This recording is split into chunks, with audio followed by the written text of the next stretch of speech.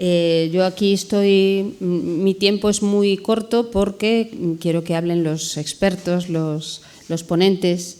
Pero lo que sí demuestra esta mesa redonda, bueno, un poco enlazo con la sesión anterior de Alfredo Panadero. Mi historia con El Señor de los Anillos ha sido eso, primero como lectora, luego como directora de tesis, en este caso en concreto la tesis de Pablo Mato, y como trabajo, como os decía, en literatura y cine, pues también El Señor de los Anillos siempre ocupará un lugar especial, ¿no?, en mi corazón, porque aparte creo que lo que es la cosmogonía que hizo Tolkien merece un lugar muy destacado, ya no solo en la enseñanza o en la didáctica, sino también en la vida, ¿no?, que se puede llevar a la vida. Tenemos aquí también una sesión que habla de y los otros y las otras aproximaciones. Entonces, en primer lugar, el doctor Ignacio Saavedra, que es profesor de la Universidad San Pablo CEU y fundador de Endorlinde, que nos va a contar después qué es Endorlinde, un tip, es que me sale en inglés y no me sale, a hint, ¿vale? La música de la Tierra Media, ¿vale? Y que es investigador visitante de la Universidad de Oxford, pues va a hablar de Tolkien y la música, porque su tema de investigación desde más o menos 2022 me ha dicho que eso se trata de esto, ¿no?, de la Tierra Media de Tolkien como un mito sobre el poder de la música. Y su ponencia habla de eso, de cómo la belleza salvará al mundo, y eso visto en la obra y también en las adaptaciones de Tolkien. Ignacio, tienes la palabra. Muchas gracias. Muchas gracias, Marta. Ya se ha mencionado lo más importante. Yo casi podría callarme, porque creo que la principal conclusión de lo que quiero decir ya lo ha dicho Marta, y es que hay que leer la cosmogonía. Es un relato, por desgracia, bastante desconocido, incluso entre muchos lectores de Tolkien, pero... Hola. Tiene que estar más cerca, ¿no?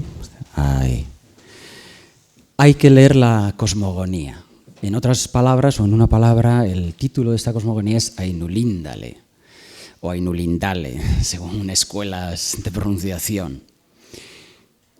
Muchas gracias a la Asociación Católica de Propagandistas por traerme a Santiago de Compostela, ciudad en la que he estado muchas veces porque he vivido 5 años en Galicia, y probablemente si estoy aquí es por aquellos 5 años en Galicia.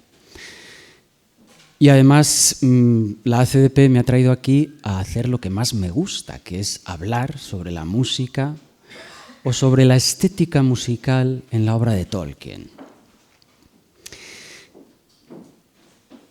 Tenía un profesor, y además pasó a la historia, o tenía fama de ser el mejor profesor que teníamos entonces en la Facultad de Periodismo, que decía que 5 años en Galicia eran como una segunda licenciatura. Porque hay ciertas cosas que no se pueden aprender fuera de Galicia. Él también antes, sus primeros años como profesor fueron en la Facultad de Derecho de la Universidad de Santiago de Compostela. Yo estuve justo 5 años en Galicia, no porque para tener esa segunda licenciatura, sino porque la vida pues, lo proveyó así. Pero vamos a entrar al tema. ¿Qué es esto de que la belleza salvará el mundo? Y empezamos con una cosa que puede ser más o menos anecdótica. Siempre me gusta traer cosas recientes. Yo no puedo dejar de ser lo que quizá fui o sigo siendo, que es periodista. Entonces los periodistas vamos a los lugares, tomamos nota y luego nos encanta comentarlo. Somos un poco cotillas los periodistas. Entonces mi cotilleo es esta foto. Tengo la gran suerte de que en los 2 últimos años he podido estar en Oxford el día en que se cumple el aniversario de la muerte de Tolkien. Y como es el aniversario de la muerte de Tolkien, la tumba luce así, porque no crean que la tumba de Tolkien siempre luce así. Yo diría que solo luce así el 2 de septiembre, cada 2 de septiembre. Y de un tiempo a esta parte me he dado cuenta de que se aprende muchísimo sobre Tolkien y sobre lo que quiero decir acerca de Tolkien leyendo los mensajes que los lectores de Tolkien dejan en su tumba. Porque esos mensajes, que son solo una pequeña muestra de la repercusión que la lectura de la obra de Tolkien tiene en la vida de millones de personas, son lo que nos lleva a pensar por qué nos empeñamos en hablar de Tolkien, en profundizar en el conocimiento de la obra de Tolkien, en decir a la gente que lea Tolkien, pues por estas cosas que se ven. Tenía la tentación de poner un montón de muestras, porque además este verano yo creo que ha sido especialmente fecundo en ese tema, pero me voy a conformar con esto. Si en la firma pusiera a fan from Japan, también lo pondría. O cualquier otro, no tiene nada que ver con mi interés en la cultura china, pero ¿qué le voy a hacer si la frase en que con muy poquitas palabras se expresa maravillosamente por qué es bueno que la gente lea Tolkien, pues era de alguien que venía de China. Y una de mis hipótesis, o de mis tesis, o de mis hipótesis de trabajo, es que la presencia de la música en la obra de Tolkien, empezando por esa cosmogonía, donde ahí está ya como el Big Bang, es un elemento imprescindible. Imprescindible. Tolkien no sería capaz de provocar esto, lo que está detrás de esta nota dejada en la tumba, sin ese elemento que no vamos a describir porque nos iríamos muy lejos. Por cierto, cuando queden 3 minutos, lo que sea, que yo si no, yo pierdo la noción del tiempo, yo ya la he perdido.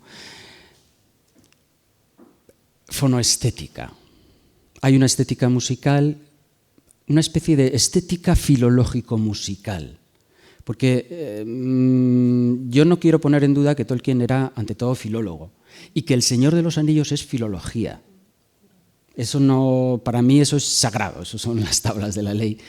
Pero el acercamiento a la filología puede ser más con textos, más con sonido, y creo que en Tolkien es más a partir de los sonidos. Es el sonido de ciertas lenguas lo que a Tolkien, siendo niño, le convierte en filólogo. Porque Tolkien a los 8 años ya era filólogo. Luego estudió filología, podía haber estudiado medicina, pero no habría dejado de ser filólogo. Es decir, un hombre con un amor muy especial, que es casi un don recibido de amor a las palabras, al lenguaje, etc. La belleza salvará el mundo. ¿Por qué esta imagen de los amigos de Tolkien en Birmingham? Porque una de las respuestas a por qué existe la Tierra Media, por qué Tolkien hizo todo lo que hizo, no es la única, pero estaría bastante bien situada en una clasificación de respuestas. Allá por 1914, perdón por no precisar más, 4 estudiantes de secundaria hicieron un compromiso solemne de salvar al mundo a través de la belleza artística. Y como en ese momento ya sabían que podía haber una guerra y que quizá no todos sobrevivieran a la guerra, esa solemnidad, ese compromiso tenía que ver con el hecho de que quien sobreviva tiene que coger la antorcha y llevarla hasta donde pueda. Un órgano, imagínense. Yo me aventuraba el otro día a decir que Oxford es la ciudad del mundo con más densidad de órganos de tubos. Eso deja huella. Todo el bagaje que Tolkien traía cuando llegó a Oxford, además, se fue enriqueciendo porque Oxford es Oxford. Los Kyries, Vamos a adelantar, sí. Resumiendo, algo muy presente en la obra de Tolkien, como es el sentido de misericordia, hay quien propone la hipótesis de que se debe a la calidad de los kyries que Tolkien escuchó y cantó cuando iba a misa en los distintos lugares, porque en cualquier iglesia de Oxford es posible, uno llega un domingo y ese día pues se canta la misa de Ángelis, y eso es lo más normal. No es que hoy es la solemnidad de la Asunción y entonces misa gregoriana. No, un domingo ordinario, cualquiera. Es una hipótesis razonable. No la voy a razonar ahora para no alargarnos, pero... Y aquí una cita para esa idea que es una especie de empeño. La gente me dice, pero qué pesado con la filología y la musicología. Háganme caso. Promuevan que filólogos y musicólogos empiecen a colaborar y ya verán qué resultados tan maravillosos. Otro punto importante en por qué la música es tan importante en la Tierra Media. Por otro tema que salió esta mañana, el medievalismo. Y ese medievalismo incluye Boecio, y Boecio incluye una obra que podría ser como el momento en que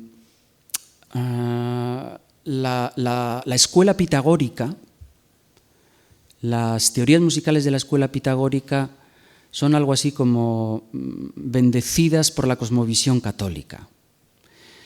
Es una manera de explicarlo un tanto sui generis, pero bueno, yo creo que más o menos se entiende por dónde van los tiros.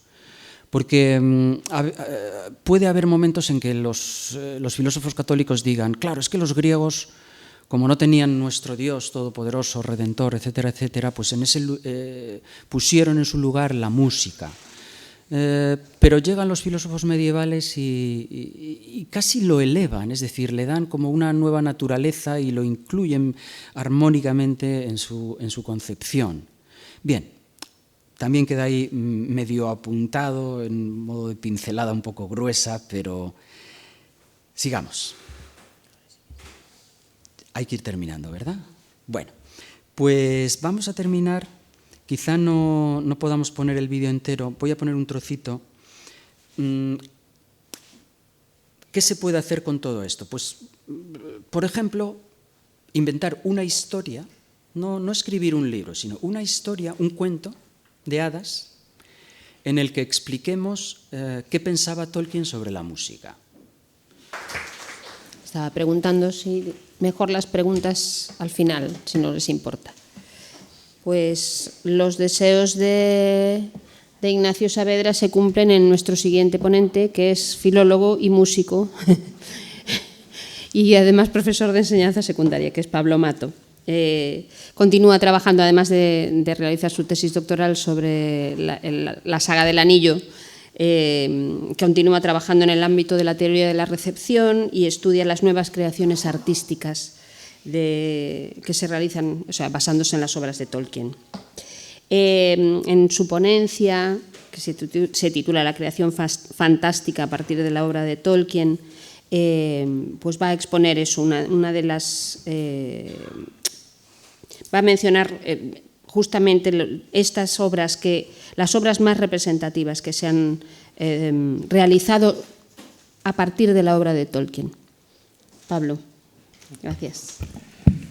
Muchas gracias, Patricia, por la presentación y muchas gracias también a la ACDP por invitarme a participar en estas jornadas sobre un tema que me apasiona, sobre todo a Nuria y a Abelino, que fueron quienes me invitaron así directamente, y vamos allá con ello.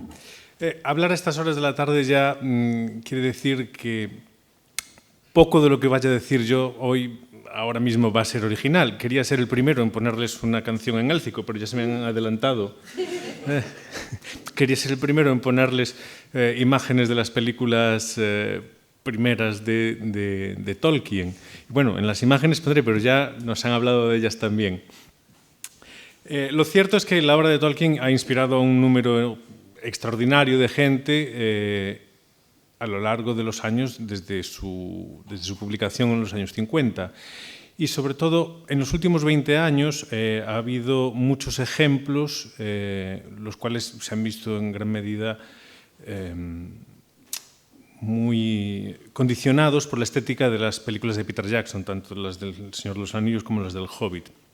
De hecho, muchas veces se escoge actores que se parezcan a los de las películas, se utiliza atrezzo, espadas, vestuario, etc. Incluso algunos deciden irse a Nueva Zelanda o a los Alpes, a sitios muy semejantes. Me gustaría dividir estos ejemplos de creación fantástica en distintos formatos en dos grandes bloques. Por un lado, las adaptaciones oficiales, por así decirlas, o aquellas que han sido hechas con un punto de vista comercial, para ser estrenadas en cine y demás, y otros que son los creados por amantes de la obra de Tolkien, que no tienen más intención que la de ser partícipes de ese mundo subcreado de la Tierra Media. Muchas de estas son obras realizadas sin ningún tipo de ánimo de lucro y que se comparten de manera totalmente gratuita por Internet, y donde se trasciende un poco el vínculo tradicional que hay entre un autor y los receptores de su obra, donde no quieren ser eso, meramente receptores, sino que esto se convierte en una relación en la que se interactúa.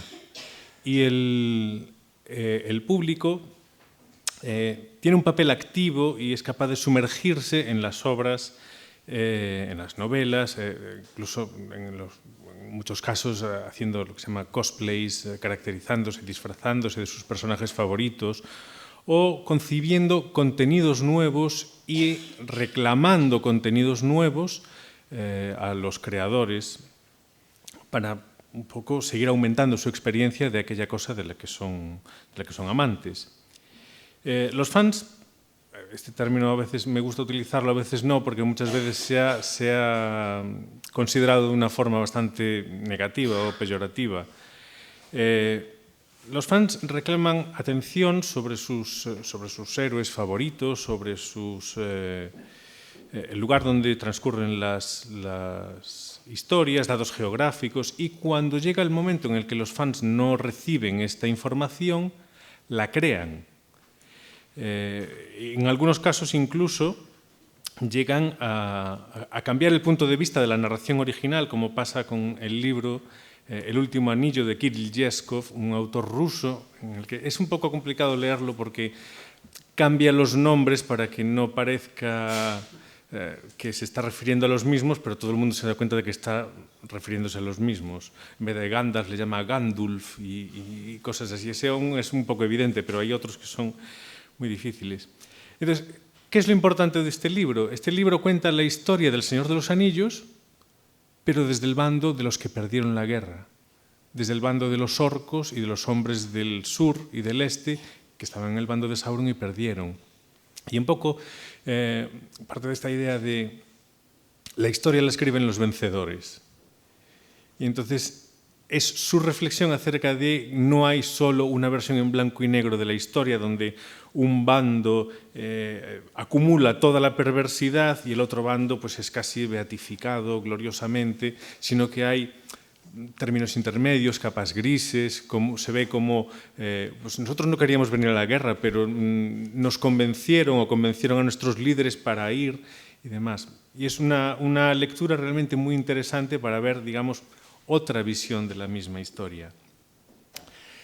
Ya desde la década de 1950 los fans escribían a Tolkien constantemente para pedirle información extra acerca de la Tierra Media, de sus personajes y demás. Y Tolkien para esto escribió innumerables cartas, artículos, conferencias, hizo dibujos, pero él mismo consideraba que esto era una tarea imposible, porque cada fan le preguntaba sobre aquel aspecto concreto que le había llamado la atención y quería más información al respecto. Y con la cantidad de fans que tenía El Señor de los Anillos, pues era imposible acomodar a todo.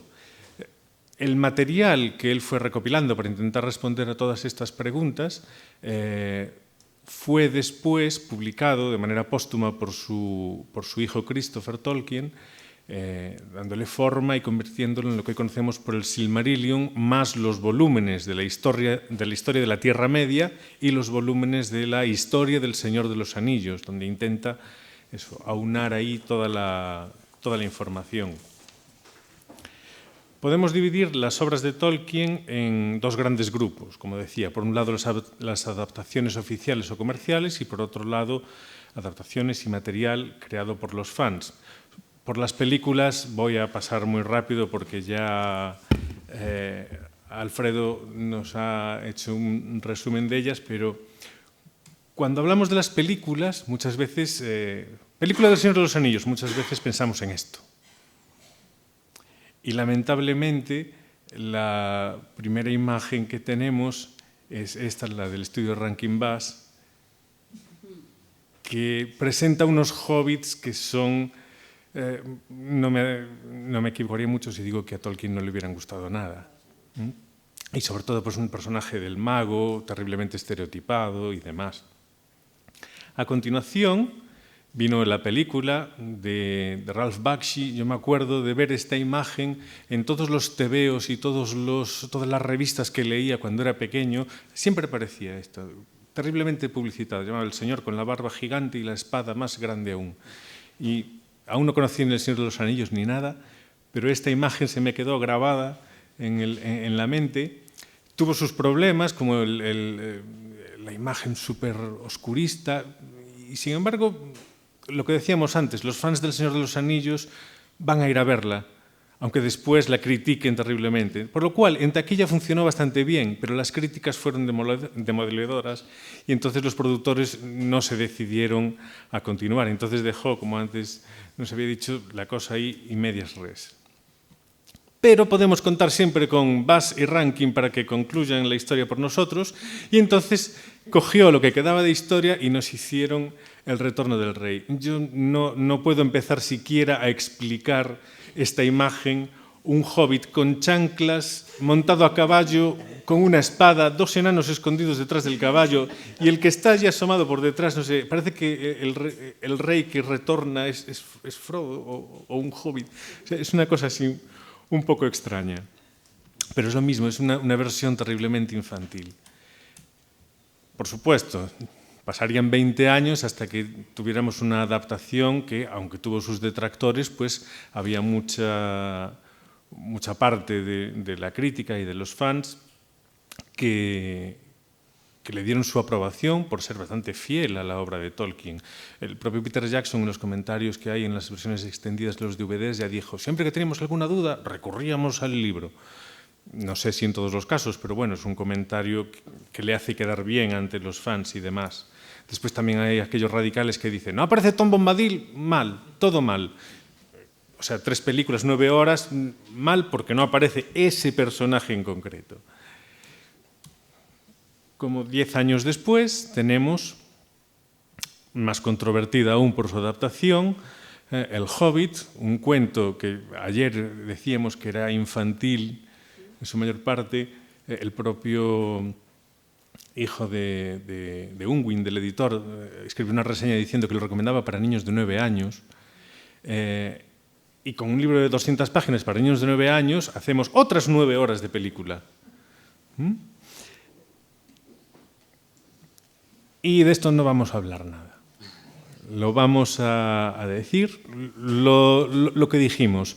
Estéticamente a mí me parece una serie muy bien hecha, me parece una serie entretenida, pero lo que decíamos antes, no es Tolkien. Hemos cogido trozos de Tolkien, hemos ambientado la historia en la Tierra Media, pero le hemos dado unas cuantas patadas a los libros originales.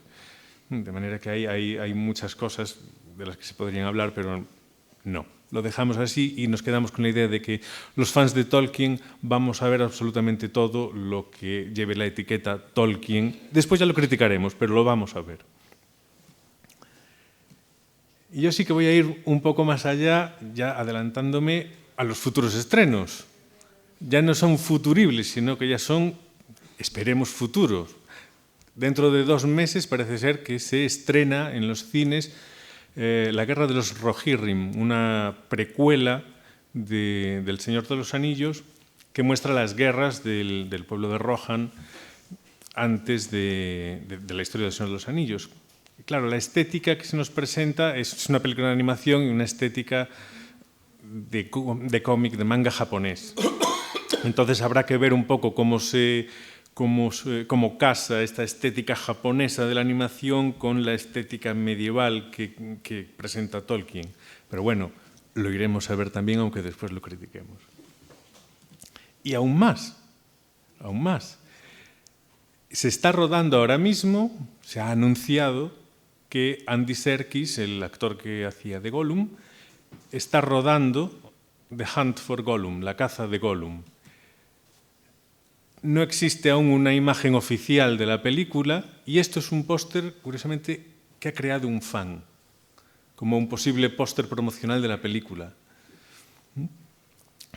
Esperamos ansiosamente que lo estrenen y por lo menos tenemos la garantía de que al ser gente que ha trabajado ya en las películas anteriores y Andy Serkis y probablemente utilicen mucho del material de producción de Peter Jackson y demás, pues esperamos que el resultado sea bueno. Entonces, esperamos ansiosamente. Tenemos otro tipo de creaciones, que son las creaciones musicales. Este es un libro quizá muy poco conocido de Tolkien, se llama The Road Goes Ever On. Es un libro de partituras que escribió el compositor Donald Swann en colaboración con Tolkien. Tolkien puso la letra, los poemas, muchos de ellos sacados de sus obras, y Donald Swann les puso música.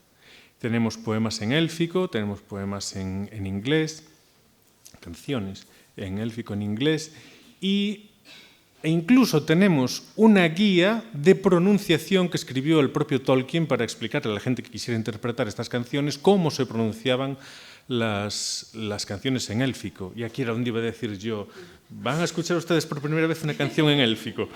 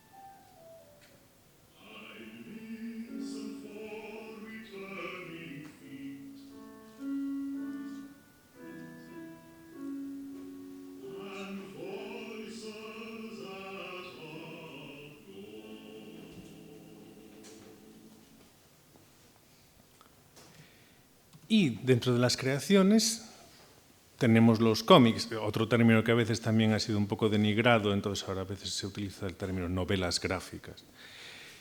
En los cómics tenemos, en primer lugar, el que se publicó entre 1979 y 1981 por Nicola Cuti y Luis Bermejo, que seguía un poco la estética, la historia de la película de Ralph Bakshi, se basaba en la película de Ralph Bakshi. Y después tenemos esta obra deliciosa que es la versión del Hobbit de Chuck Dixon y David Wenzel. Es un libro que merece la pena, un cómic que merece la pena leer. Tiene solo un pequeño problema. Al querer adaptar el cómic, la novela al cómic, no han sabido por dónde cortar. Entonces, lo que han hecho ha sido incluir la mayor cantidad de texto posible de la novela original en el cómic, por lo cual las imágenes a veces se ven un poco perjudicadas al poner tantos cuadros de texto, tantos globos de diálogo, porque ponen todo el diálogo de todos los personajes, lo ponen entero, absolutamente entero. Hay páginas que son, hay viñetas que están los enanos allí apretujados para que quepa todo el texto. Pero aparte de eso, es un cómic, ya les digo, absolutamente delicioso. Y tenemos también las creaciones hechas por los fans. Quizás sean de las más desconocidas, salvo para aquellos aficionados a Tolkien que sean realmente adictos al tema. Los fans son aquellas personas que apoyan al creador de una obra artística o a la obra artística en sí. Normalmente se suele definir como que sienten una conexión emocional mucho mayor que el público en general con el elemento que despierta su interés. Se podría decir, como hablábamos ayer en la conferencia de Enrique García Máiquez, que los fans son quizás los que más leen a Tolkien con el corazón y que son capaces de apreciar el trasfondo de la historia, realmente absorber los valores, de manera que no solo muchas veces llevan a vivir sus vidas intentando semejarse en su comportamiento a alguno de sus héroes, sino que intentan transmitirle eso a los demás, y muchas veces es con obras de creación propia. Sienten ese anhelo de contribuir como tributo al creador de aquello de lo que son fans, o por la necesidad de revivir aquello que les gusta y extender su experiencia de lo mismo, ¿no? Gracias a Internet ahora los fans tienen más fácil agruparse y comentar y vivir en comunidad sus aficiones compartidas. Hay páginas como Tolkien Sarcasm, que tiene secciones variopintas como El diario de Saruman, que es un diario ficticio que escribe Saruman cuando los Ents lo tienen encerrado en la torre. Día 1, solo veo árboles. Día 2, tal. Y es realmente una obra muy divertida. Tiene otro que se llama Sherlock Holmes en la Tierra Media. O tienen un fragmento, claro, al traducirlo al castellano pierde parte de la gracia, pero dice, hay un fragmento de una obra que se creía largamente perdida de Shakespeare titulada, y esto escrito en inglés del siglo XVI, La tragedia de Frodo Baggins. Y ya, bueno, en un tono más serio, una de las páginas web, por ejemplo, donde se encuentra una de las recopilaciones más importantes de literatura y creaciones artísticas hechas por fans, es una que se titula fanfiction.net, que es un repositorio de obras hechas por fans de muchas franquicias. Solo las entradas de Tolkien son más de 75.000. Basadas en El Hobbit, El Señor de los Anillos, El Silmarillion, en el cual son 75.000 historias originales creadas por fans basándose en personajes secundarios muchas veces, poniendo a veces eventos importantes que leemos en el libro, vemos en las películas, pero visto a través de los ojos de otro personaje secundario que casi no nos habíamos dado cuenta que estaba allí, a través de los ojos de los hobbits, sobre todo de Merry y Pippin. Y un poco lo que buscan es eso, rellenar huecos en las tramas, explorar partes del mapa que no se exploran en las tramas principales, o expandiendo puntos secundarios de la trama que se mencionan pero que después no se elaboran.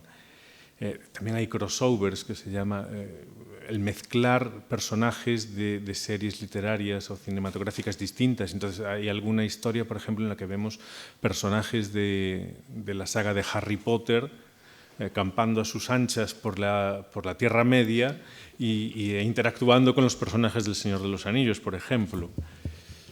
Y certámenes como, por ejemplo, el que organiza la Sociedad Tolkien Española, sirven también para que los fans de Tolkien imaginen y escriban distintas historias para seguir enriqueciendo el mundo de la Tierra Media. Los fans también han hecho cómics. Uno de ellos, por ejemplo, es la Ainulindale, que es el origen del mundo, o sea, lo que sería el Big Bang de la Tierra Media. Y este cómic de Evan Palmer, ya les digo, a partir de ahora todo lo que les vaya a mostrar se puede ver de manera gratuita en Internet, porque los fans hacen todo esto con muy bajo presupuesto, con mucha dedicación, con mucho amor por la obra de Tolkien y sin ningún tipo de afán de lucro. Así que se puede encontrar todo perfectamente. Entonces la Ainulindale muestra la creación de la Tierra Media y el cómic, por ejemplo, Forging Arda nos cuenta ya también, es parte del Silmarillion, el inicio de la Tierra Media, la creación de los dioses, de sus orígenes y demás. Y por supuesto tenemos producciones audiovisuales. Existen numerosísimas producciones audiovisuales creadas por fans. Algunos simplemente se visten de hobbit con lo que tienen por casa y se echan al monte que tienen detrás de su casa con una cámara o con el móvil y recrean que son hobbits paseando por la comarca. Sobre todo después de las películas de Peter Jackson, pues la estética está muy influenciada por estas películas.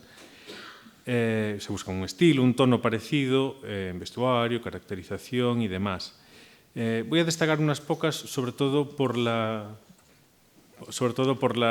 su calidad y por su fidelidad a la obra de Tolkien. Por ejemplo, Born of Hope. Esta nos cuenta la historia de Gilraen y Arathorn, los padres de Aragorn, por ejemplo, para darle también un poco más de trasfondo al personaje de Aragorn. Tenemos Tolkien's Road.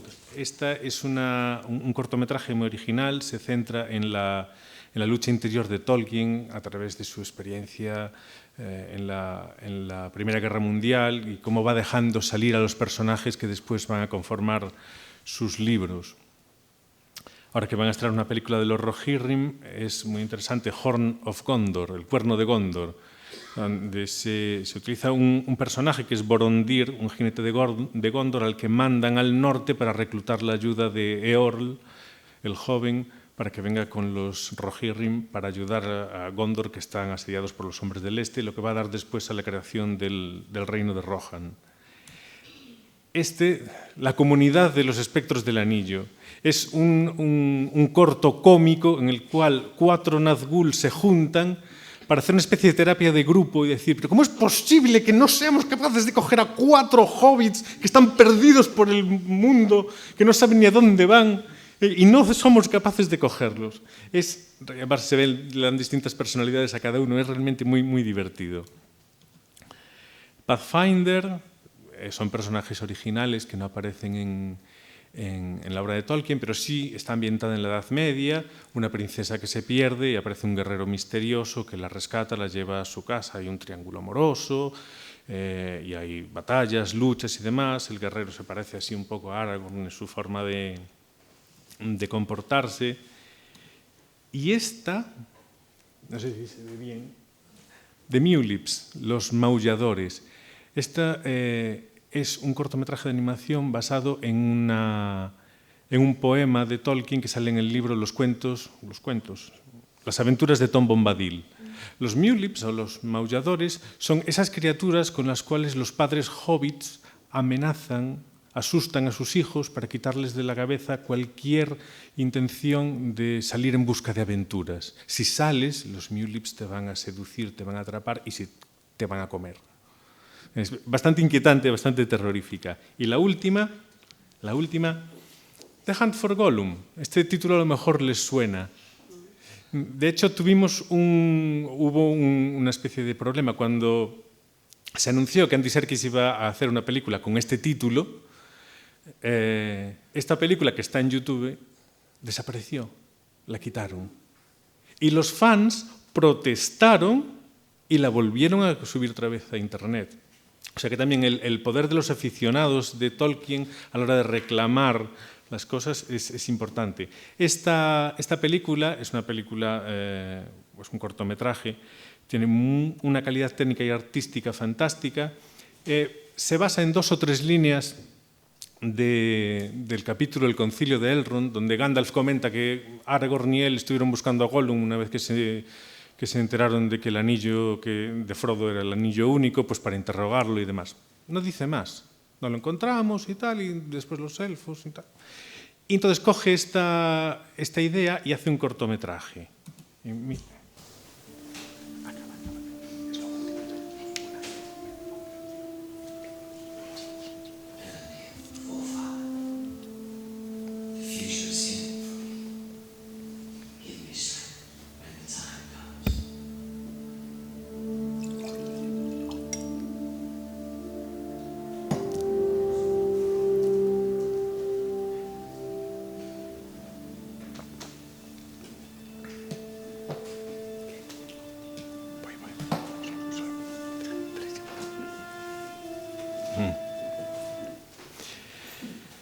una vez que se ha agotado en gran medida el ciclo de las películas de superhéroes, pues vemos como el género fantástico pues reaparece con cierta regularidad. Lo vemos, por ejemplo, el año pasado han estrenado una película de dragones y mazmorras, sin ir más lejos. Y las obras de Tolkien no son una excepción, y si bien los avatares de la producción cinematográfica hacen que tengamos que esperar a veces varios años entre una película y la siguiente, pues las obras de los fans están ahí también para recordarnos de que la obra de Tolkien sigue viva, sigue siendo importante para un número enorme de gente que la aprecian, la valoran y siguen participando de todos los valores y de todos los mensajes que Tolkien nos transmite a través de sus obras. Muchas gracias.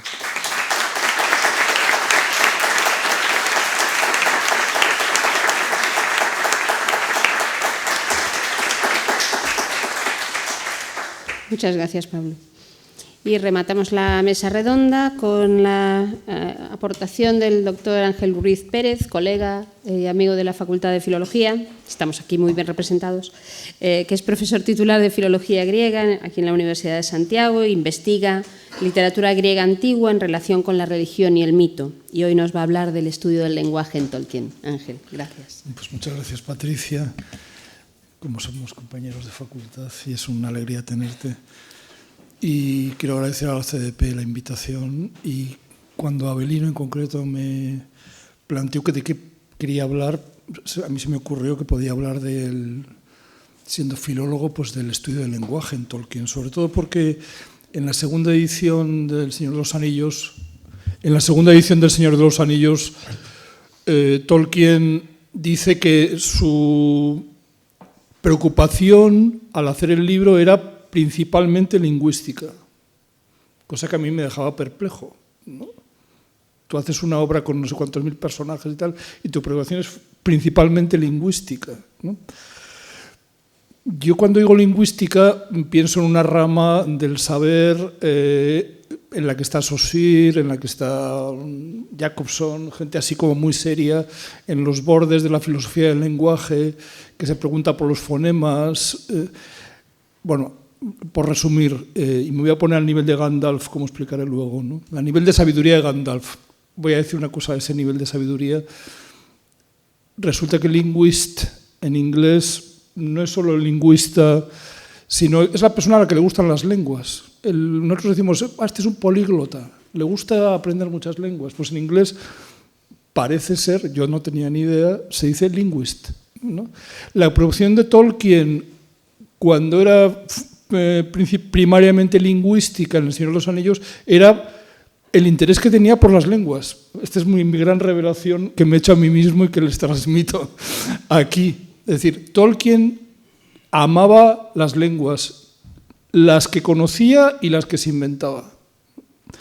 Y ese es su mayor interés en el lenguaje, lo cual pues es un hobby como otro cualquiera. Yo no iba a decir un hobbit, un hobby. Un hobby como otro cualquiera. Pues eso, haces trenes de juguete, haces lenguas, pero con esas lenguas no te sale El Señor de los Anillos, ¿no? Bueno, tengo que decir dónde descubrí el significado de linguist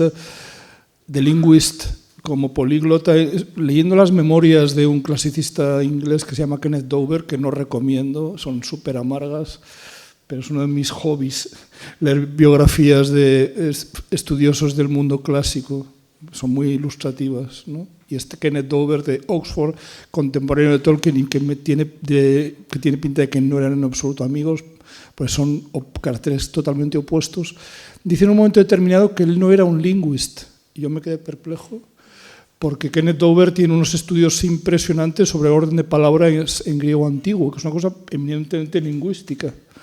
Lo que quería decir es que a él no le interesaban las demás lenguas, que él estudia como la mayoría de los ingleses, me parece, ¿no? Él sabía inglés y ya está, ¿no? Tolkien es de otro estilo de persona.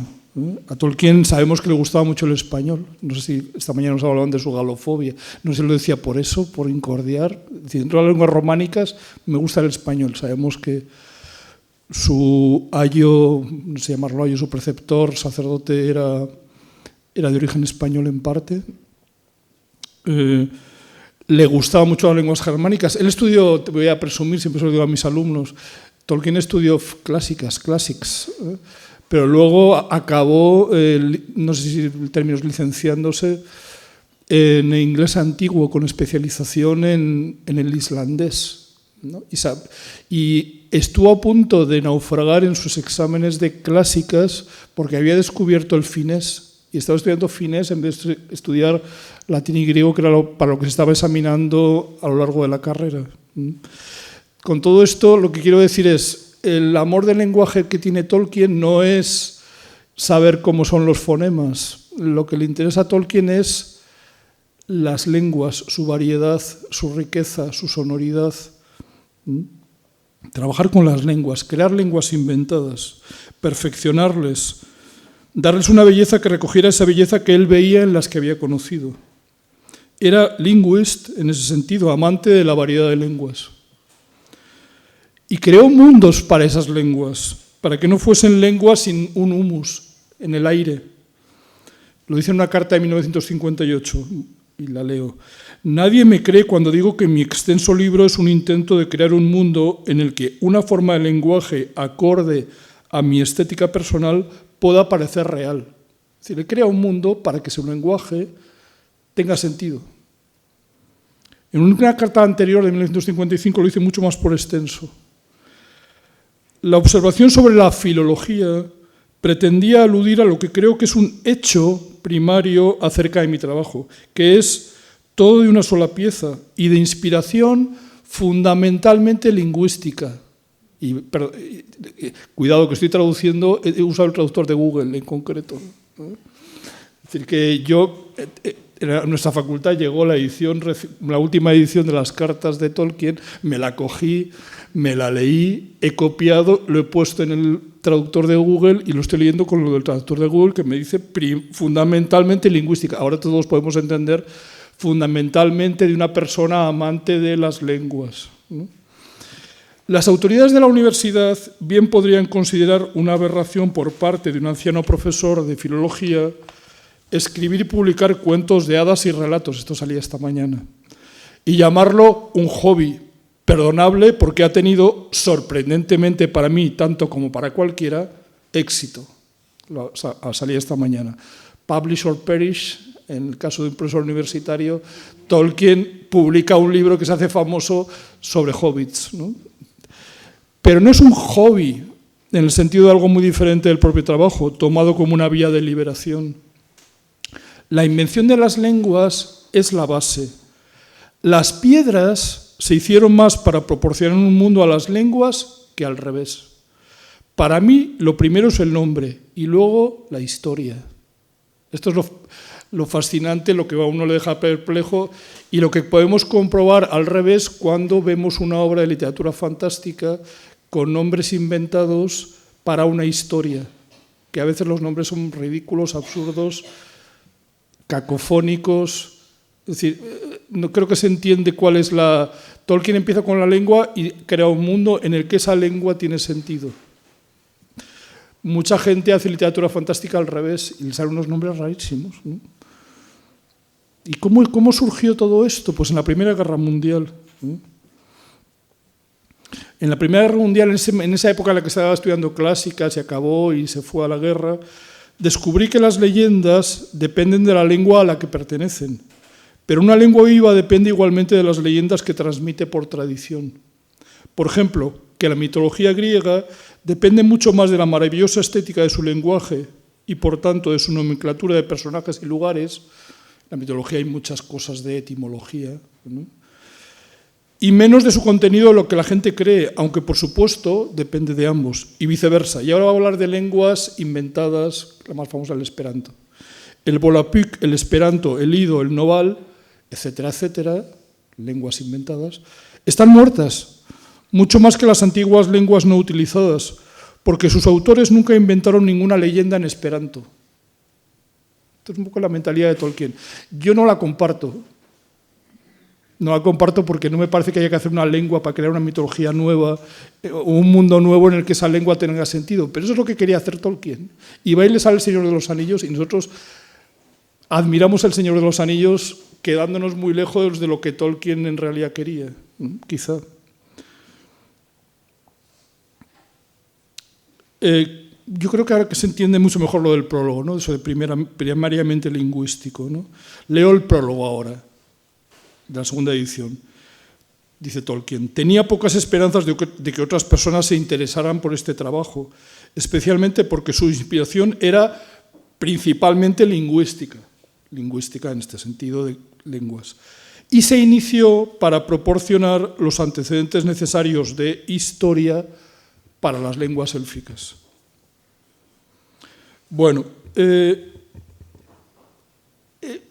se me ocurrió que podía ser una buena cosa traer aquí a colación un texto de Evelyn Waugh, el autor de Retorno a Brideshead, porque cuando le preguntan sobre personajes de sus novelas en una entrevista de la Paris Review, Waugh dice: creo que sus preguntas tratan demasiado sobre la creación del personaje y poco sobre la técnica de escritura. Considero la escritura no como una investigación de un personaje, sino como un ejercicio en el uso del lenguaje, y con eso estoy obsesionado. Evelyn Waugh, grandísimo estilista, quiere investigar en el lenguaje y le sale una historia con unos personajes. Y creo que es interesante porque me parece que algo parecido pasa con Tolkien. Dice Tolkien: lenguajes y nombres son para mí indisociables de las historias. La primera vez que intenté escribir un relato tenía unos 7 años. Es una anécdota infantil muy interesante. Se trataba de un dragón. No recuerdo nada de ello excepto el hecho filológico. Mi madre no dijo nada sobre el dragón, pero señaló que no se podía decir, perdón, ahora que lo voy a decir en inglés, que nadie se asuste, digo por mi pronunciación, a green great dragon, sino que había que decir a great green dragon. Es decir, no puedes decir un verde gran dragón, sino un gran verde dragón. Es el orden normal en el inglés. El niño de 7 años Tolkien dice: me pregunté por qué y todavía me lo sigo preguntando. El hecho de que recuerde esto es posiblemente significativo, ya que creo que nunca intenté volver a escribir una historia durante muchos años y me dediqué al lenguaje. Aquí nace la vocación no lingüística, filológica de Tolkien.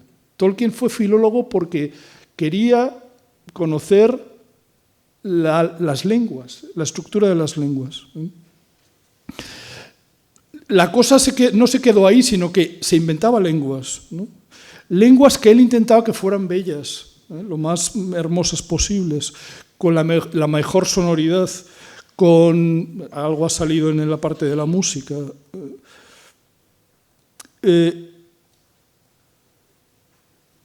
Por ejemplo, con los Ents. Los Ents, esos seres que son como árboles, parecen haber tenido, dice Tolkien, parecen haber tenido éxito en general. Como suele ocurrir conmigo, surgieron más bien de su nombre y no al revés.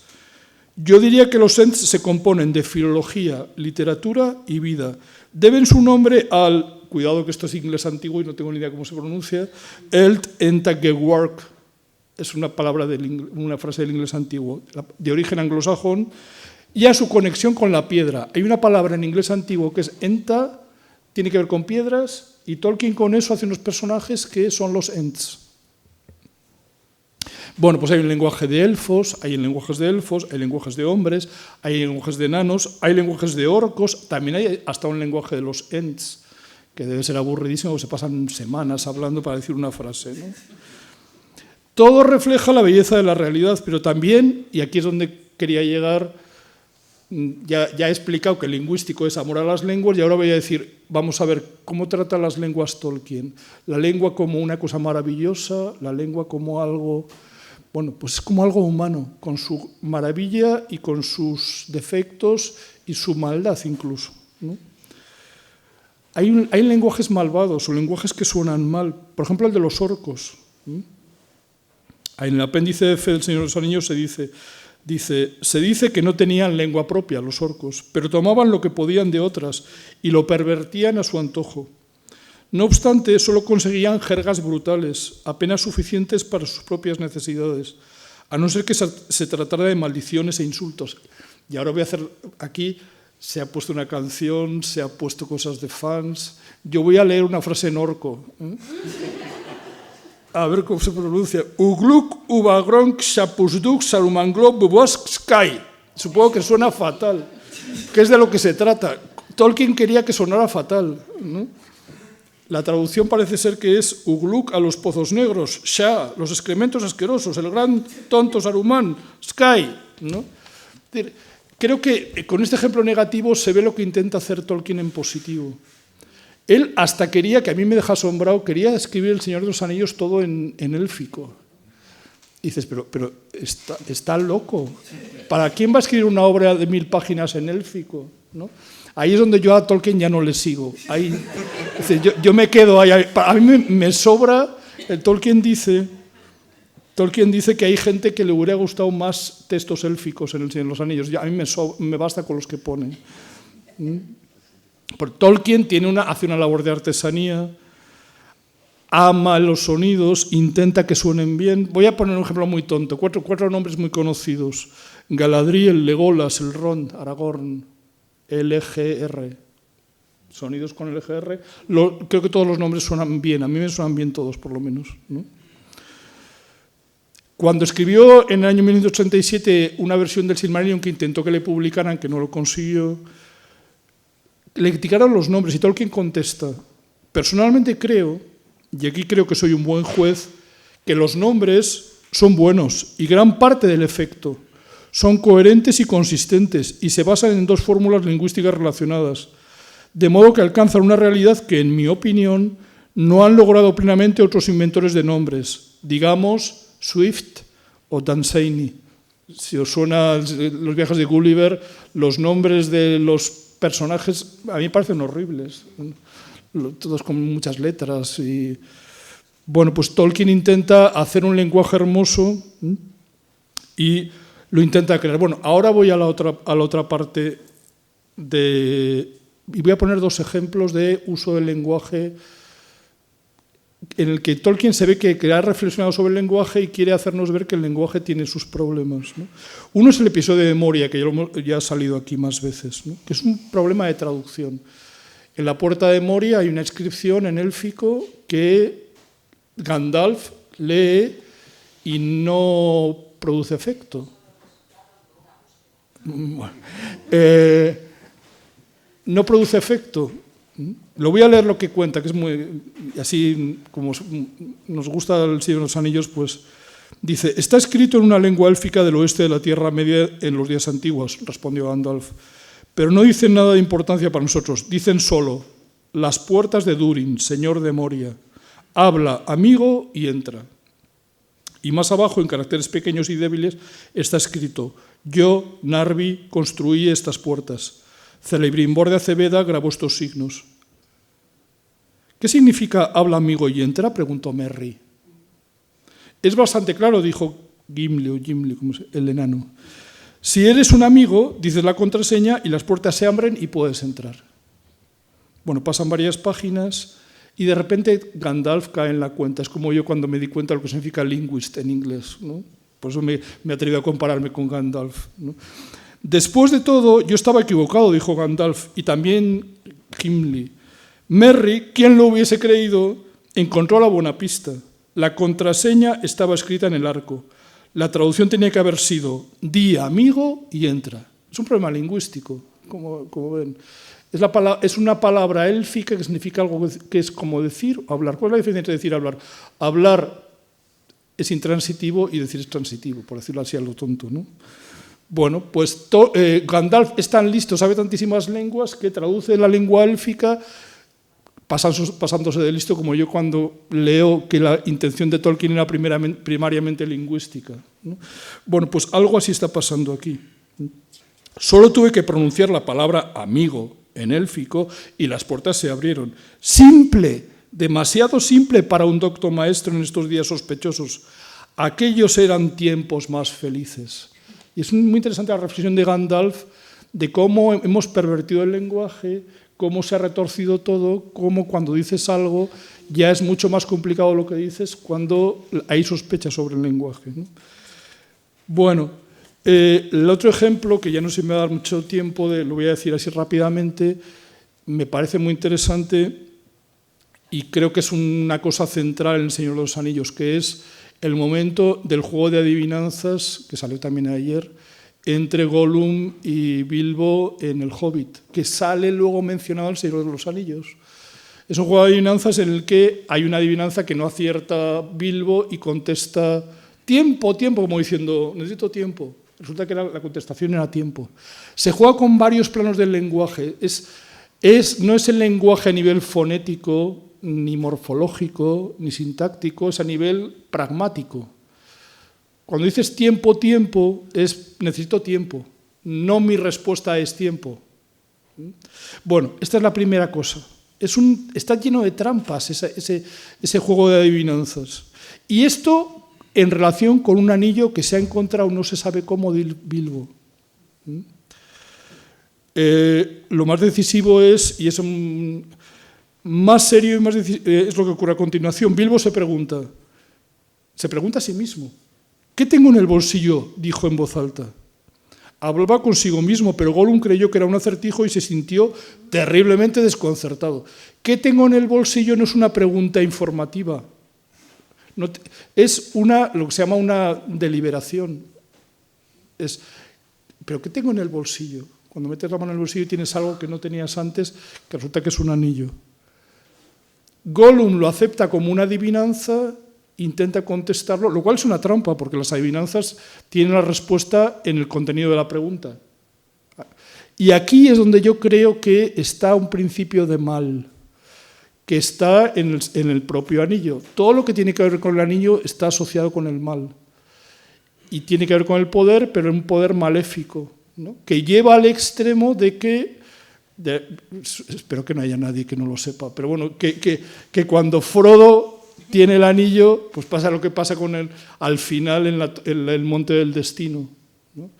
Y es un momento que hasta teológicamente creo que merecería la pena darle muchísimas vueltas, que lo dice el propio Tolkien en varias cartas, que es, en el Padre Nuestro hay una petición que es, no nos dejes caer en la tentación.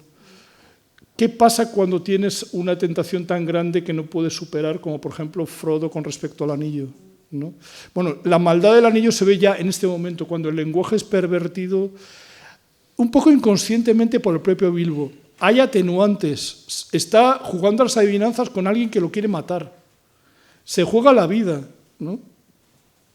Entonces, buena parte de la investigación que hace Gandalf en El Señor de los Anillos, previa a la expedición que acaba con el anillo en Mordor, es saber qué pasó en aquel momento en el que Bilbo jugó a las adivinanzas con Gollum, ¿no? Al fin, esto lo cuenta Gandalf. Al final Bilbo ganó la partida, más por suerte, al parecer, que por ingenio. Porque al final no encontró un acertijo que plantear y gritó cuando su mano tocó el anillo que había cogido y olvidado. ¿Qué tengo en el bolsillo? Esto Gollum no lo respondió, aunque exigió 3 oportunidades. Es cierto que las autoridades difieren sobre si esta última pregunta era una mera pregunta y no un acertijo. Es decir, que ya se lo plantean, ¿no?, según las estrictas reglas del juego, pero todos coinciden en que tras aceptarla y tratar de adivinar la respuesta, Gollum quedó obligado por su promesa. Es decir, que se convierte en una adivinanza desde el momento en que Gollum lo acepta como adivinanza. Pero seguramente no debería haber aceptado como adivinanza. ¿Por qué? El propio Gollum se queja. Me gustaría poder imitar la voz de Gollum, o lo que me imagino de la voz de Gollum. Lo voy a leer sin más. Es Gollum hablando. Pequeño tramposo, no una pregunta apropiada. Engañó primero, así fue, rompió las reglas, ¿no?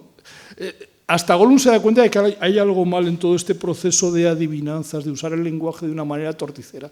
No es solo lenguaje decir una palabra con un significado. Lenguaje es plantear como pregunta lo que es una mera deliberación. Son expresiones lingüísticas distintas, ¿no?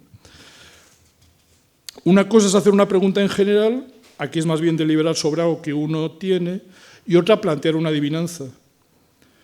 un contenido lingüístico con una clave a primera vista oculta, pero que se puede acertar porque esa solución está en su interior. Si yo digo no sé cuántos dientes hay, pero las piedras blancas que machacan la comida, dentro de la adivinanza está la palabra dientes, ¿no? En cambio, ¿qué tengo en mis bolsillos? No tiene su respuesta ahí. Puedo tener cualquier cosa en mis bolsillos. No es una adivinanza, ¿no? Bueno, el hecho es que Bilbo no tenía mucha seguridad sobre esa situación. El lenguaje le ayuda a confundir una situación lingüística por otra, cuando corre riesgo su vida. Y esto tenemos que tenerlo en cuenta con Bilbo, que en el Hobbit es considerado como un saqueador. Él se considera un señor de bien de toda la vida de la comarca, pero se lo llevan como el gran saqueador que les va a sacar de problemas a los enanos hasta que consigan quedarse con el tesoro del dragón, ¿no? Y de repente se ve en una cueva profunda, en unos pasadizos, con un anillo que ha encontrado. Aquí esto no está libre de sospecha, y esto es interesante porque el anillo está de por medio.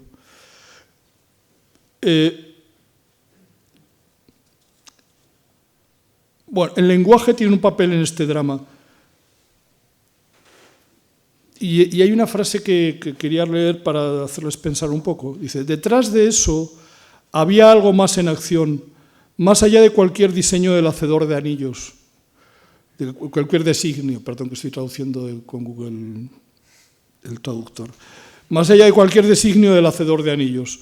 Lo único que puedo decir es que Bilbo debía encontrar el anillo, y no por obra del que lo había creado. Esto no es un designio de Sauron, que hizo el anillo, es un designio de alguien, y tocamos el tema de la providencia, que es súper sutil, que seguramente si hiciéramos un debate, podríamos hasta negarlo, en cierta manera, pero que ha salido el tema de los Nazgûl, ¿no? Los 4 Nazgûl preguntándose por qué no han encontrado a los hobbits. ¿Es un problema de técnica literaria mal resuelta? ¿Hay una providencia que está velando por todo esto? Bueno, es interesante, y acabo ya con esto, que en el propio Hobbit hay una segunda edición en la que puso una nota Tolkien sobre el juego de los acertijos. Dice, allí la verdadera historia del final del juego de los acertijos, tal como finalmente fue revelada bajo presión por Bilbo a Gandalf, es decir, que Gandalf tuvo que conseguir sacarle la verdad a Bilbo de lo que había pasado, ahora se cuenta de acuerdo con el libro rojo. Sabéis que es este libro que se supone que es la base del Señor de los Anillos, ¿no? En lugar de la versión que Bilbo les dio por primera vez a sus amigos y que de hecho dejó anotada en su diario. Y esto quiero resaltarlo. Esta desviación de la verdad por parte del hobbit más honesto, y no sé si estoy aquí, otra vez creo que estoy traduciendo de Google Traductor, honest es sincero, honrado. Esta desviación de la verdad por parte del hobbit más honesto fue un presagio de gran importancia. Todo el Señor de los Anillos está marcado por ese anillo que te da un poder, y se ve muy bien en la figura de Boromir y en la tentación de Boromir respecto al anillo. Y el conseguir el anillo por parte de Bilbo es algo que Tolkien realizó, cogiendo ese anillo que había aparecido por primera vez en el Hobbit, dándole un sentido distinto y reutilizando en El Señor de los Anillos hasta que llega a su conclusión. Bueno, para terminar, en conclusión, Tolkien amaba las lenguas, creaba lenguas y relatos para esas lenguas y era consciente de su realidad. La realidad de las lenguas es algo unido al hombre, a su grandeza y a sus defectos. El lenguaje puede confundir y engañar. En esa medida refleja el mal, ese defecto que lleva a que las cosas, la magna historia de la humanidad con tantas alegrías y tristezas, las cosas se desarrollen para una conclusión que estamos todavía esperando ver en su culminación final. Muchas gracias.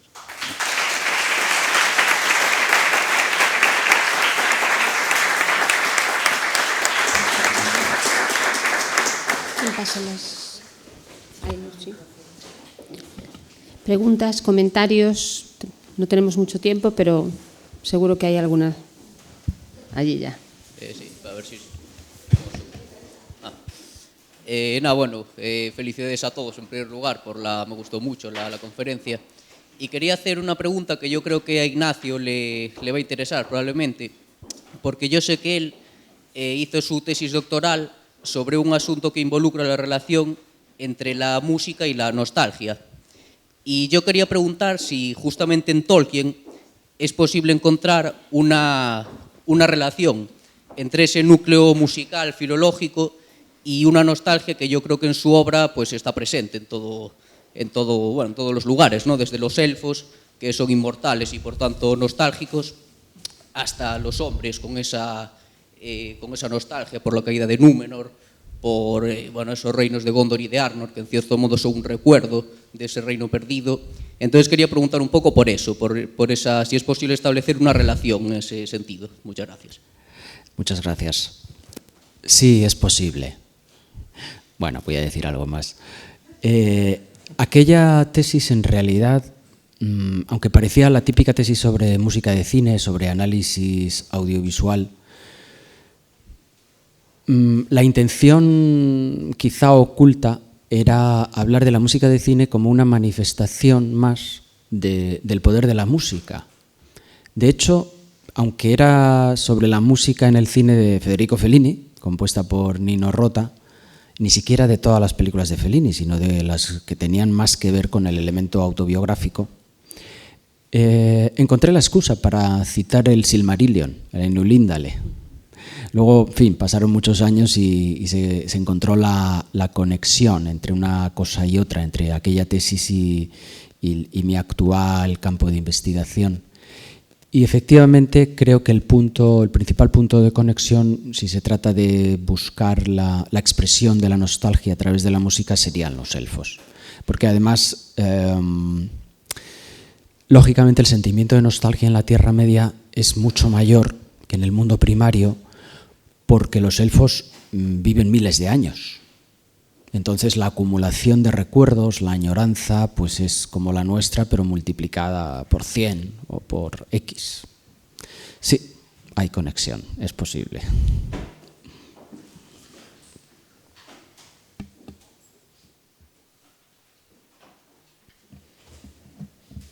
¿Las preguntas?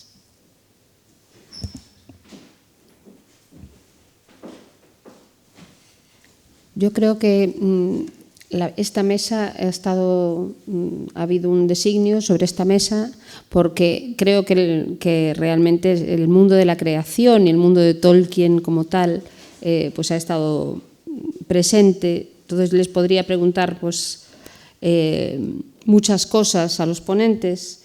De lo que más me ha interesado destacaría eso, Tolkien como grandísimo estudioso del lenguaje, pero además amante del lenguaje y profesor, que para mí es como un mito, ¿no? El mito del profesor que realmente ama su materia hasta tal punto, era profesor de historia de la lengua inglesa y realmente pues eso, tenía que ser pues, una delicia. Y lo que creo que toda su intención tenía que ser eso, que sus congéneres, sus amigos primero, su familia después y sus alumnos también, pues pudieran apreciar eso que a él tanto le apasionaba. Yo lo que me gustaría es eso, ¿qué sentido tiene pues eso, la música, la creación, el lenguaje a día de hoy? Esa es una pregunta demoledora cuando pues estamos en manos de pues, Internet, estamos en manos de la imagen, de crear una imagen de, pues eso, de las redes sociales, de la importancia o la poca importancia que se le da en este momento al lenguaje como tal, al amor por el lenguaje como tal, a la pasión en el buen sentido de la palabra por la filología, por la música, por las artes, ¿no?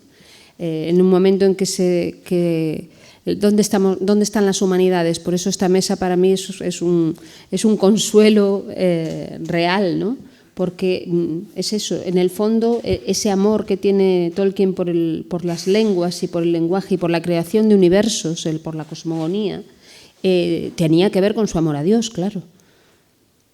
Porque él no se puso en ningún lugar, cuando creó estos mundos, no se puso en ningún lugar, en ningún momento, creo yo, estoy hablando como lectora y como fan en este caso, en el lugar de Dios, sino que de él, pues, de esa creencia más profunda, tenía esa energía, ¿no? A partir de la cual creaba todos estos universos. No sé si es una pregunta bomba o es una pregunta real, pero si no quieren, no contesten.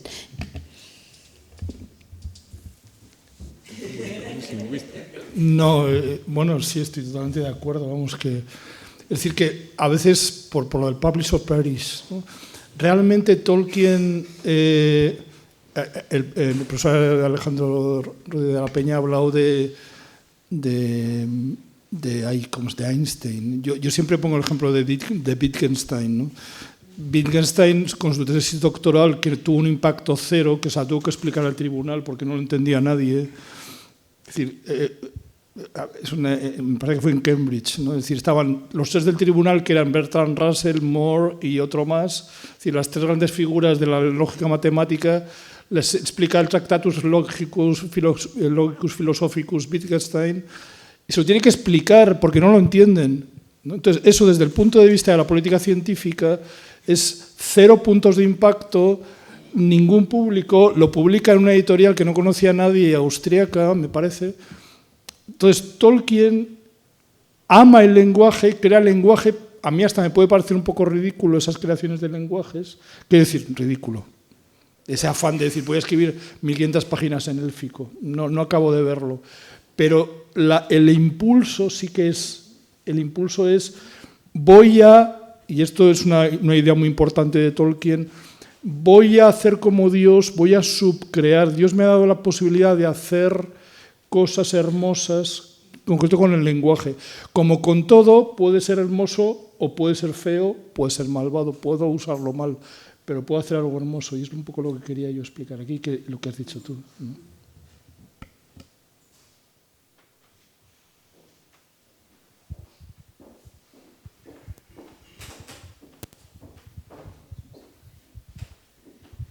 Buenas tardes.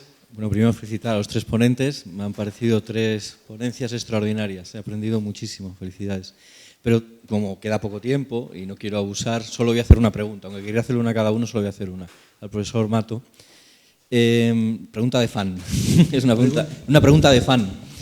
A ver, dentro de todo lo que ha explicado, que me ha parecido fascinante, hay un tema que no ha abordado, entiendo, porque tampoco había mucho tiempo, que es la cuestión de la serie de Rings of Power.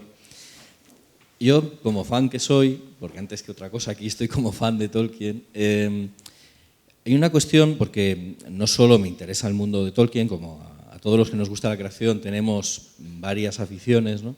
Pues yo sigo también, que nadie se asuste, pues por ejemplo el mundo de Marvel, de DC, los universos, que intentan ser coherentes. Entonces hay un fenómeno que es parecido al de los fans de Tolkien con Rings of Power, que es la decepción entre nuestra expectativa y lo que sale. En el caso de Marvel, DC, es muy llamativo. Entonces mi pregunta sería la siguiente. No sé si ha podido seguir la interacción entre la producción de la serie, en sus 2 temporadas, y el descontento de los fans en el sentido de, que eso sí se ha visto para Marvel y DC, que influyen en los guionistas.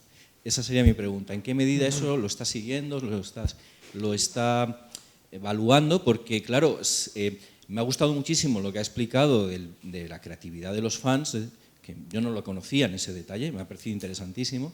¿En qué medida los fans ahora son co-creadores de las series? ¿En la medida en que la crítica abrumadora les hace...? Esa sería la pregunta. Sí, en otras ocasiones, por ejemplo, se sabe que los fans han influenciado la producción de películas. De hecho, Peter Jackson le tenía mostraba tanto aprecio a los fans que incluso los puso a todos en los títulos de crédito de la película, unos títulos interminables porque hay un montón de fans. Sí, hay muchas críticas con la la serie de los Anillos de Poder. Yo ya comenté antes en la conferencia de Alfredo Panadero que también creo que es debido al excesivo proteccionismo de Christopher Tolkien y los actuales responsables de la Tolkien Society, que era mejor que hubieran dado un cierto permiso limitado y supervisado en vez de negarse de todo, porque de esta manera están potenciando hacer cosas que no son, una palabra muy fea, canónicas. Pero yo también he llegado a la conclusión de que, a pesar de todo a los fans de fantasía les gusta la serie porque es entretenida y porque está bien hecha. A los fans de Tolkien no les gusta porque es entretenida, está bien hecha, pero no es Tolkien. Y yo creo, sinceramente, que los productores de la serie han llegado a un punto en el cual les da igual.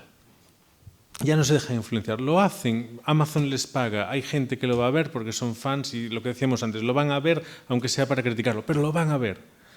Y entonces les da igual, en ese sentido son mucho menos influenciables. Y después, por ejemplo, lo que decíamos antes, las franquicias de superhéroes, de Marvel, de DC, etc. DC tiene más problemas porque saca una película buena de superhéroes cada, sabe Dios cuánto. Entre tantas, hace muchas que son bastante malas. Y con Marvel hace películas muy buenas, pero es que ha habido una saturación total. Yo era de los que íbamos al cine a verlas todas. Y llegó un momento que dijo, ya no aguanto más superhéroes, por Dios. Hasta en la sopa, hasta El Señor de los Anillos y Los Anillos de Poder y El Hobbit, pues han ido espaciados, te da tiempo a asimilar una antes de la siguiente. Y ahí sí que los fans fueron críticos y entonces a veces sí, como se ve que va a tener una continuidad en las películas de Marvel y demás, pues sí se tienen en cuenta los fans porque dices tú, hay que escuchar al público. Pero yo creo que Los Anillos de Poder ya han pasado ese punto y les da absolutamente igual. Era simplemente hacer un comentario en voz alta, que a lo mejor es una burrada, pero bueno, era un poco que en el fondo las lenguas tienen una música que va más allá de la propia fonética y quizás alguno de las tristezas que puede tener un filólogo, por ejemplo, griego, es no saber cómo realmente se pronunciaba en el griego originario y esa entonación que le daba una viveza, ¿no? Y que, por ejemplo, gracias a que Tolkien creó un propio lenguaje, no sé hasta qué punto transmitió esa musicalidad de la lengua que había creado, ¿no? Y contar una anécdota que le escuché hace poco tiempo a propósito de las obras de Shakespeare, que algún autor decía, es que no encajaba, ¿cómo se pudo equivocar Shakespeare en estos poemas que no? Porque hay una pronunciación que se daba en la época en la que se editaba la obra de Shakespeare que se había perdido y ahora hay una tendencia a recuperar, se pudo recuperar de alguna manera, pues haciendo una inversión, una vuelta atrás para buscar esa concordancia en la redacción para hacer que concordase con la pronunciación y entonces había mucha más coherencia, ¿no? Pero bueno, que en el fondo eran un poco las ideas de que detrás del lenguaje hay una música que va más allá de la fonética, nada más. Muchas gracias. Yo hace una semana di unas clases sobre Antígona de Sófocles y al hablar de las partes musicales de la tragedia ponía profesor sordo en colegio de sordos, así me considero yo. Es decir, yo no sé cómo es la música de Antígona de Sófocles, no tengo ni idea, no sé cómo se pronuncia el griego de la Antígona de Sófocles, no sé si Tolkien, esto es lo único interesante que creo que puedo decir, no sé si Tolkien sentía esa frustración estudiando griego y buscó unas lenguas, lo he estudiado para bilingüe, en las escuelas inglesas aprendían latín y griego con ritmo, un ritmo inventado, pero con una musicalidad que es la base de la musicalidad de la poesía inglesa. Entonces, quizá esa manera de aprender latín y griego de Tolkien está en la base de su amor.